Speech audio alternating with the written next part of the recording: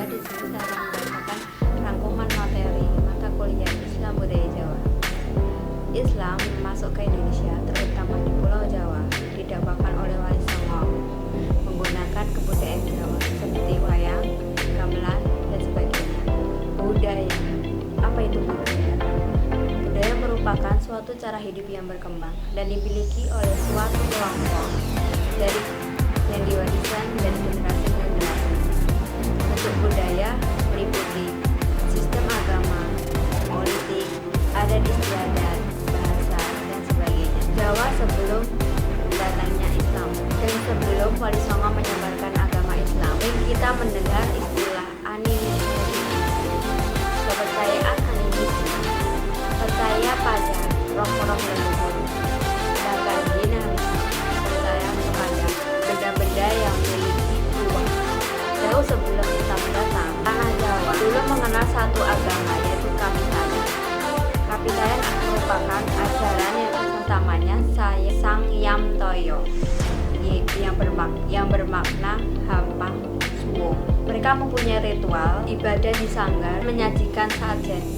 Hubungan Islam dan budaya, tiga pendapat tokoh terhadap agama. Yang pertama, agama adalah sumber dari kebudayaan. Kecenderungan manusia untuk berbudaya merupakan dinamika ilahi. Dengan demikian, kebudayaan merupakan bentuk nyata dari agama itu.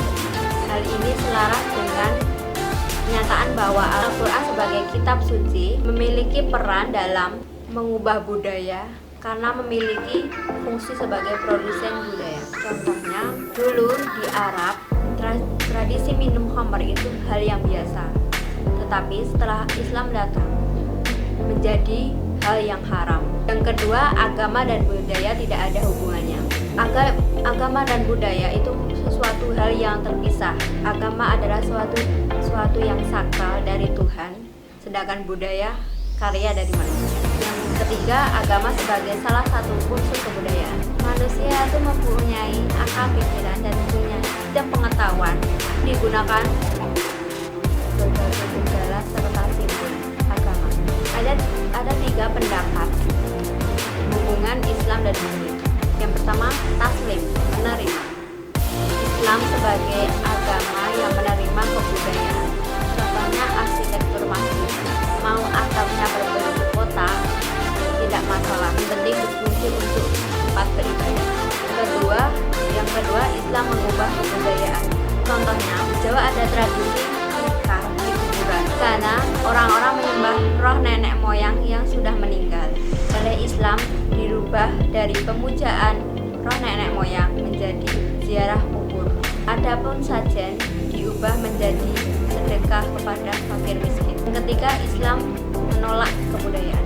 Contohnya di Jawa sebelum Islam datang ada tradisi ngaben. Hal itu berbeda dengan tata cara pemakaman menurut Islam. Oleh karena itu Islam menolak budaya tersebut. Adapun aspek lainnya yang membuat Islam semakin mudah diterima, yaitu aspek ritual. Ritual yang berkaitan dengan Islam dan budaya Jawa ditandai dalam tiga hal besar, yaitu kelahiran, pernikahan, kematian.